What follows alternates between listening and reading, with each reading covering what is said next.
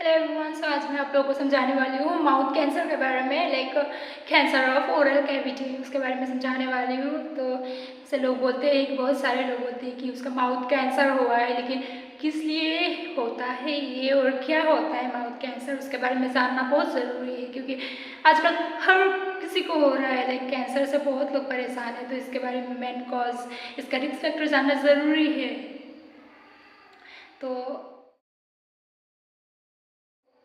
तो mouth cancer क्या है? इसको हम लोग हेड एंड नेक कैंसर भी बोला जाता है, क्योंकि it can develop in any part of the oral cavity. कोई भी पार्ट में हो सकता है ओरल कैविटी का, लिप्स में, टीथ में, गम्स, ये चिक्स का साइड में हो सकता है, हार्ड पैलेट ऊपर का, सॉफ्ट पैलेट यहाँ पे हो सकता है, या कोई भी फेरिंग्स में हो सकता है, अंदर कोई भी पार्ट में, माउथ का कोई भी पार्ट में ये कैंसर पहले स्टार्ट हो सकता है। और it can be benign and malignant. ये कोई बिनाइन भी हो सकता है कैंसर, मैलिग्नेंट कैंसर भी हो सकता है। लेकिन जब हमको प्री मैलिग्नेंट कैंसर होता है, प्री मैलिग्नेंट स्टेज में हम लोग नहीं बोल सकते कि वो कैंसर है, क्योंकि वो सेल चेंजेस की वजह से होता है। तो प्री मैलिग्नेंट स्टेज में कैंसर नहीं होता है, सिर्फ सेल चेंजेस की वजह से हुआ होता है। लेकिन अगर उसको ट्रीट ना करें हम लोग, प्री मैलिग्नेंट स्टेज थोड़ा बहुत ही हो रहा है, ये सब छोड़ देंगे इसे, तो कैंसर स्टार्ट हो सकता है उससे भी। इसलिए ट्रीट जल्दी करना ज़रूरी है। थोड़ा बहुत आप लोगों को साइन सिम्टम्स ऐसा लगे तो आप लोग जाके डॉक्टर को दिखा सकते हैं। और cancer starts in the squamous cell. सबसे पहले कैंसर कहाँ से स्टार्ट होता है? हम लोग स्क्वामस सेल से स्टार्ट होता है। स्क्वामस सेल से स्टार्ट होता है, जब माउथ का लाइनिंग ऑफ द माउथ से स्टार्ट होगा, पहले फेरिंग्स से, वहाँ से पहले सब लाइक ज़्यादातर वहाँ से स्टार्ट होता है। It firstly spreads to the lymph nodes of the neck. Mostly ये लाइक कैंसर सेल ज़्यादा स्प्रेड नहीं होता है। ये अगर लाइक स्प्रेड होता भी है तो लिम्फ नोड में, सबसे पहले ये लिम्फ नोड में स्प्रेड होगा। और लिम्फ नोड में स्प्रेड होने से तो लाइक पूरा शरीर में स्प्रेड होगा ही।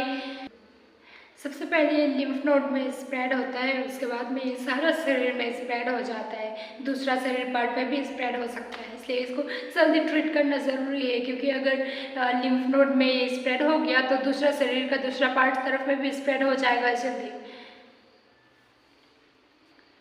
सेकंड में क्या आएगा? Causes and risk factor.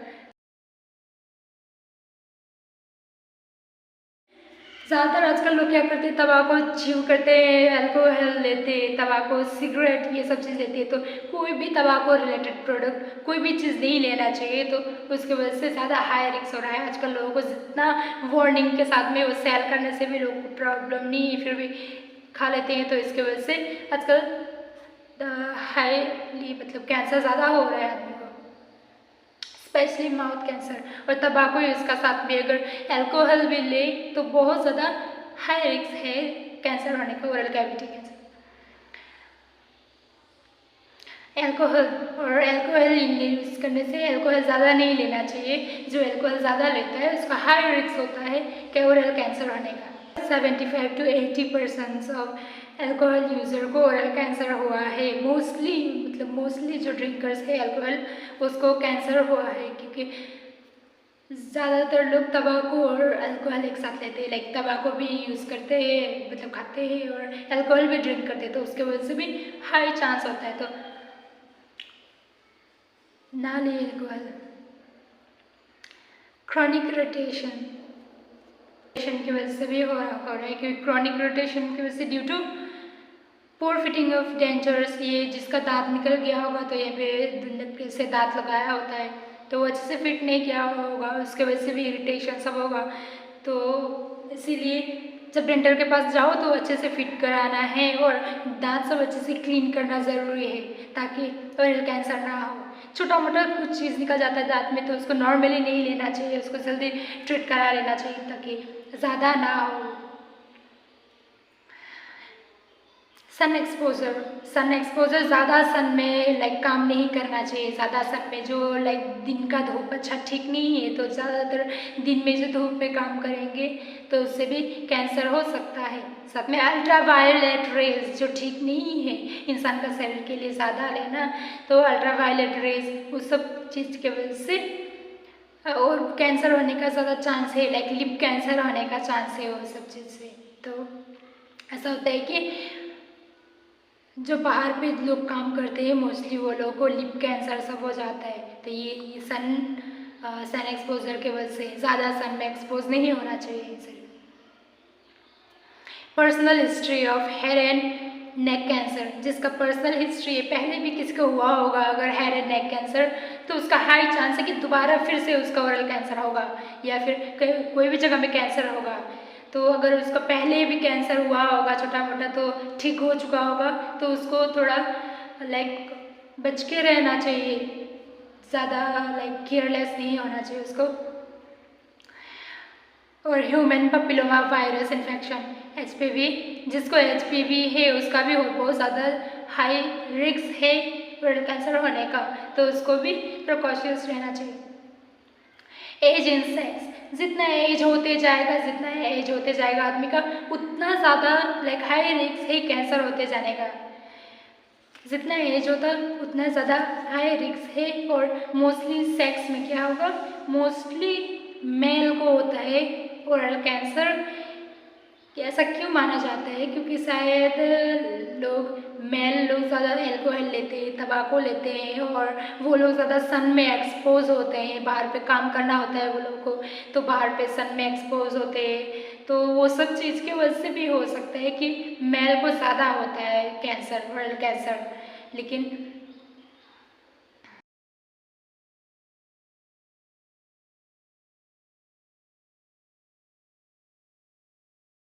Oral cancer का स्टेजिंग ऑफ ओरल कैंसर कितना में स्टेज है टोटल, लाइक 20 to 21 पॉइंट्स में स्टेज है। TX का मतलब बताया गया है कि सेकंड पॉइंट में TX का मतलब बताया गया है कि प्राइमरी ट्यूमर एसेस नहीं किया जा सकता है, देखिए उसको एसेस नहीं किया जा सकता है जल्दी प्राइमरी ट्यूमर्स को। और TO का मतलब बताया गया है कि प्राइमरी ट्यूमर्स का कोई एविडेंस नहीं है। TO का मतलब है कि प्राइमरी ट्यूमर्स का कोई एविडेंस नहीं है। TIS का मतलब बताया गया है कि बाहर का आउटर लेयर ऑफ टिश्यू से ही कंफर्म हो जाएगा कि उसको कैंसर है, माउथ कैंसर है, तो उसका मतलब बताया गया है TIS। T1 में बताया गया है कि प्राइमरी ट्यूमर 2 सेंटीमीटर और smaller in diameter. Primary tumour क्या है, 2 सेंटीमीटर और 2 सेंटीमीटर का है या फिर छोटा है डायमीटर में।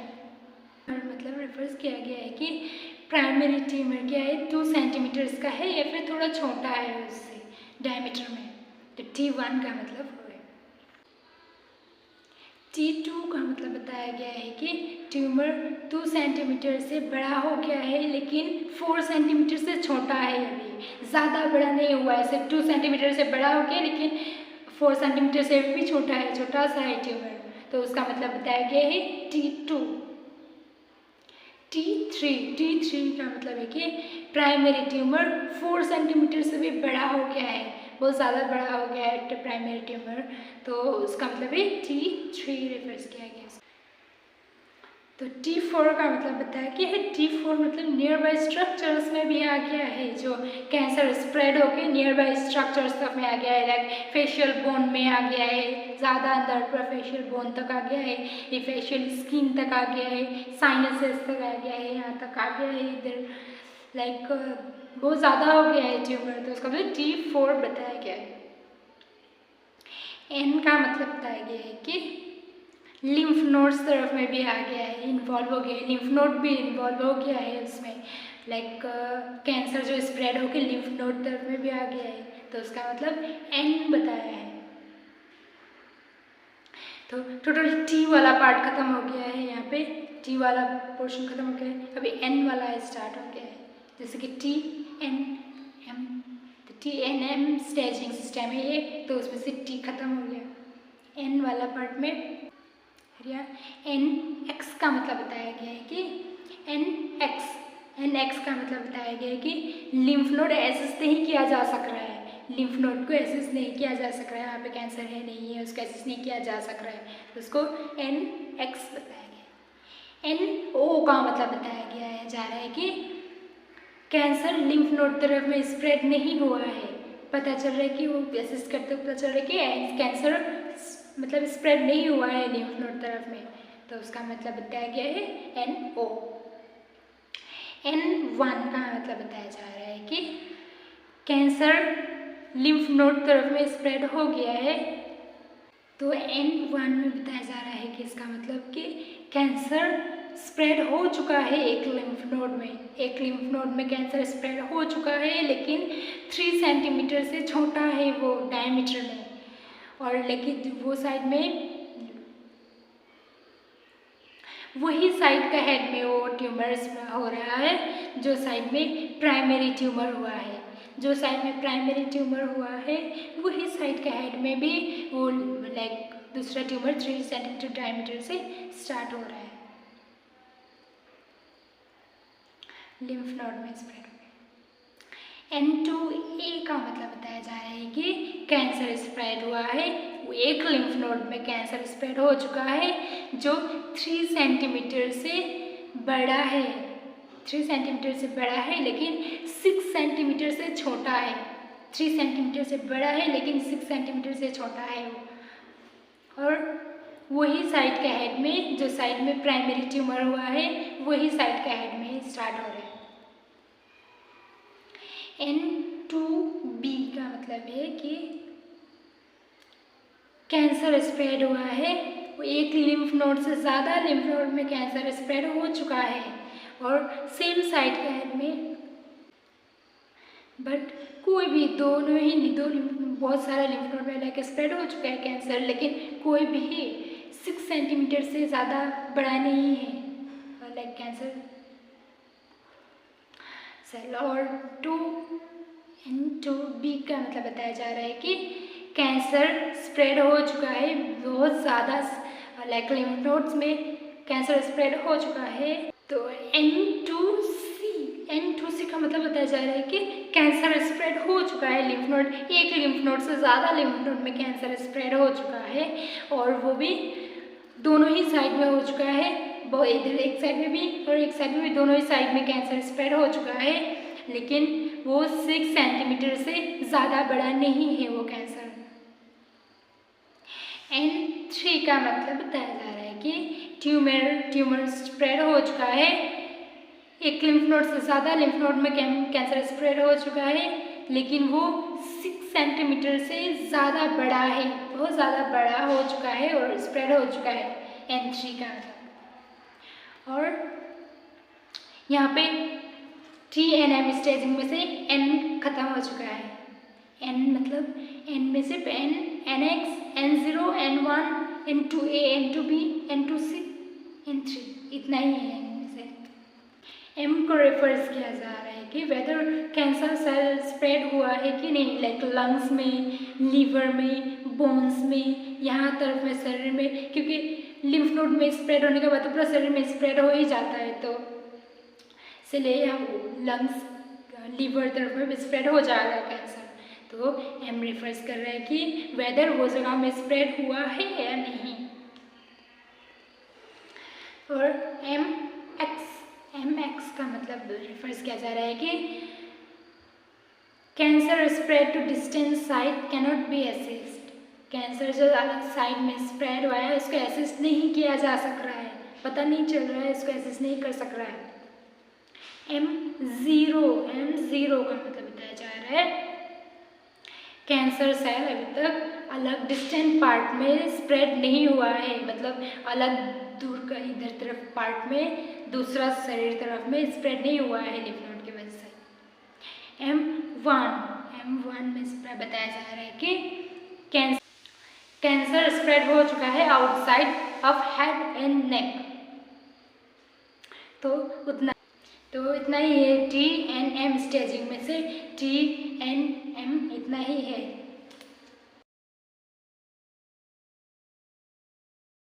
तो क्लिनिकल सेकंड में आ रहा है क्लिनिकल मैनिफेस्टेशन। क्लिनिकल मैनिफेस्टेशन मतलब साइन एंड सिम्टम्स। तो कैसे हम लोग को पता चल रहा है कि ये कैंसर हुआ है, क्या साइन एंड सिम्टम्स है इसका। तो फर्स्ट पॉइंट में आएगा painless sore must that will not heal. Painless और होगा, पेनलेस मास्क होगा जो हम लोग को दर्द नहीं होगा, ऐसा एक मास्क होगा जो हम लोग को लाइक जल्दी ठीक नहीं होगा, वो बस ऐसे ही रहेगा, दर्द भी नहीं होगा, ऐसे रहेगा। तो ये लाइक साइन एंड सिम्टम्स है। और सेकेंड है painless lump on the lips, lips में एक पेनलेस लम्प होगा। लम्प मतलब होता है जैसे तंगो ऐसे हम लोग करने से कुछ लगता है, ऐसा लगता है, तो ये वाला चीज़ क्या है, लंप ऐसे ही फील होता है, लाइक ऐसे टाइप से फील होता है लंप, थोड़ा बहुत सिमिलर। तो ऐसा कुछ फील होगा हम लोग को लिप्स में भी, जो लाइक पेनलेस होगा, हम लोग को दर्द नहीं होगा लेकिन ऐसा फील होगा थोड़ा बहुत कुछ लंप है टाइप लगेगा हम लोग को। और थर्ड में क्या आएगा कि अनयूजुअल रेड और white colour patches in the mouth और लिप्स।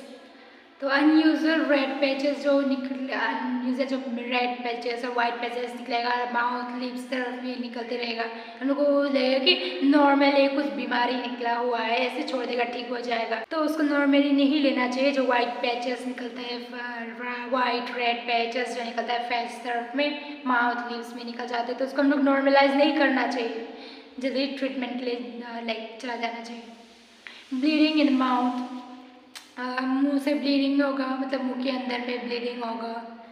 और बैड ब्रीथ होगा, जब हम लोग सांस लेंगे तो खराब लाइक सांस और निकलेगा। हम लोग सोचेंगे कि हम लोग बहुत लोग सोचते हैं कि बैड ब्रीथ की वजह से, बैड ब्रीथ क्यों होता है, हम लोग ब्रश नहीं किया होगा इसलिए बैड ब्रीथ है, खराब उसका सांस स्मेल कर रहा है, लेकिन ऐसा कुछ नहीं है। कोई बहुत सारा रीज़न है लाइक बैड ब्रीथ का भी, कोई बीमारी की वजह से भी बैड ब्रीथ होता है, और फिर कोई तो ब्रश नहीं करने की वजह से भी होता है, लेकिन मोस्टली हम लोग को लाइक सतर्क रहना चाहिए। अगर बैड ब्रीथ हो भी तो हम लोग को लाइक थोड़ा सतर्क रहना चाहिए। हॉर्सनेस ऑफ वॉइस हॉर्सनेस होगा या फिर वॉइस चेंज भी हो जाएगा, थोड़ा बहुत वॉइस अलग आएगा, पहले नॉर्मल वॉइस नहीं होगा, थोड़ा बहुत चेंजेस होगा वॉइस में। डिफ़िकल्टी च्यूइंग, और जो हम लोग लाइक टंग से चलाने से भी प्रॉब्लम होगा, दर्द होगा, और च्यू करने के लिए भी प्रॉब्लम होगा, टंग इधर उधर करने के लिए भी प्रॉब्लम होगा, ये जो वाला पार्ट में भी प्रॉब्लम होगा, च्यू करने के लिए, चलाने के लिए प्रॉब्लम होगा, ये सब पार्ट में इरिटेशन टाइप होगा, नमनेस होगा, नमनेस होगा, और लाइक स्वेलो करने से पेनफुल स्वेलोइंग होगा, लाइक खाना साना खाने से या पानी पीने से भी स्वेलो करते हुए दर्द होगा गला में। और वेट लूज होगा, थोड़ा बहुत पतला हो जाएगा, पहले नॉर्मल लाइक नॉर्मल वेट नहीं होगा, धीरे धीरे उसका वेट भी कमती होते जाएगा। लाइक ये सब फूल जाएगा, ये वाला पार्ट सब भी फूल जाएगा। तो ईयर पेन होगा, विदाउट हियरिंग लूज के ईयर पेन होगा, ये कान सब साइड में दर्द देने लगेगा लेकिन हियरिंग लूज नहीं होगा, उसको अच्छे से सुनाई देगा लेकिन फिर भी पेन होने लगेगा कान तरफ में भी। तो यही है साइन एंड सिम्टम्स, जितना भी लाइक ओरल कैंसर का साइन एंड सिम्टम्स ही है। तो अगर आप लोगों के पास ये साइन एंड सिम्टम्स हो रहा है, अगर आप लोगों को ये साइन एंड सिम्टम्स हो रहा है तो जल्दी से ट्रीटमेंट के लिए जाना चाहिए, देरी नहीं करना चाहिए, क्योंकि जितना ज़्यादा देरी होते जाएगा उतना ट्रीटमेंट के लिए प्रॉब्लम होगा। जल्दी ट्रीटमेंट करने से ठीक है, जल्दी ठीक हो सकेगा, चांसेस है, हाई चांस है ठीक होने का। लेकिन अब अगर आप लोग देरी करते हो तो लो चांस रहेगा ठीक होने का, क्योंकि बहुत ज़्यादा पार्ट में स्प्रेड हो चुका होगा कैंसर, तो इसलिए डिले नहीं करना चाहिए।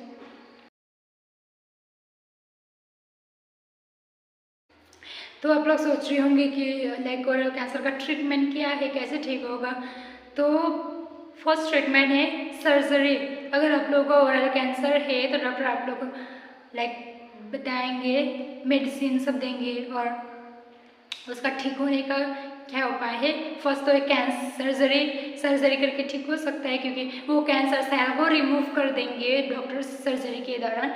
और रेडिएशन थेरेपी देखिए, हम लोग कैंसर सेल को मार सकते हैं। जो पार्ट में कैंसर है, जैसे आप लोग का इतना पार्ट में कैंसर है तो वो पार्ट में रेडिएशन देके कैंसर सेल जो जितना स्प्रेड है उसको मार सकता है कैंसर सेल को। और हम लोग कैंसर रेडिएशन थेरेपी सिर्फ उतना ही पार्ट में देते हैं जितना पार्ट में आपका कैंसर है, और दूसरा पार्ट में देने से नॉर्मल सेल को भी, हेल्थी सेल को भी डिस्ट्रॉय कर सकता है वो रेडिएशन।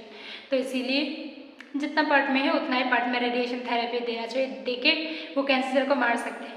वो दूसरा ट्रीटमेंट है। और केमोथेरेपी है।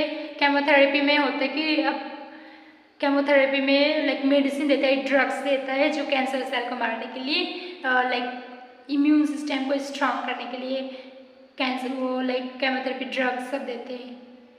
तो वही 3 ट्रीटमेंट है कैंसर सेल को ट्रीट करने के लिए, कैंसर को ट्रीट करने के लिए। कभी कभी ऐसा भी होता है कि तीनों चीज़ डॉक्टर एक साथ यूज़ करना भी पड़ सकता है। रेडिएशन थेरेपी भी देगा, रेडिएशन थेरेपी मेडिसिन भी देते रहेगा उसको, केमोथेरेपी भी मतलब देते रहेगा, और रेडिएशन थेरेपी भी देते रहेगा, रेडिएशन भी साथ में उसको सर्जरी भी करना पड़ सकता है। और रेडिएशन थेरेपी हम लोग का इंटरनली भी दे सकते हैं और एक्सटर्नली भी दे सकते हैं। इंटरनली देने से हम लोग का रेडियोएक्टिव मशीन से रेडियोएक्टिव मटेरियल से हम लोग इंटरनली भी रेडिएशन दे सकते हैं, और फिर एक्सटर्नली बाहर से भी वो रेडिएशन दे सकते हैं। तो आज के लिए इतना ही है। मैंने आप लोगों को बताया कि ओरल कैंसर कैसे होता है, क्या ट्रीटमेंट है उसका, ओरल कैंसर क्या है, और हम लोग को क्या अवॉइड करना चाहिए ओरल कैंसर नहीं होने के लिए, क्या चीज़ अवॉइड करना चाहिए मैंने बताया। तो आप लोग जितना भी हो सके ये मैसेज स्प्रेड करें ताकि लोगों को ओरल कैंसर से आप लोग बचा सके। और आप लोग भी अगर अल्कोहल लेते हैं तो लिमिट में लेना चाहिए, ज़्यादा नहीं लेना चाहिए अल्कोहल या तंबाकू। और अल्कोहल और तंबाकू जो मिक्स ज़्यादा लेते हैं, अल्कोहल और तंबाकू दोनों लेते हैं तो उसका बहुत ज़्यादा हाई चांस होता है, तो इसलिए दोनों ना लें। अगर बाई चांस कभी कभी आप लोग अल्कोहल लेते भी है तो तंबाकू नहीं लेना चाहिए। सिगरेट बहुत हेल्थ के लिए बहुत इंजूरियस है, वो ठीक नहीं है हेल्थ के लिए। तो ये चीज़ें अवॉइड करें आप लोग। और थैंक यू फॉर वॉचिंग।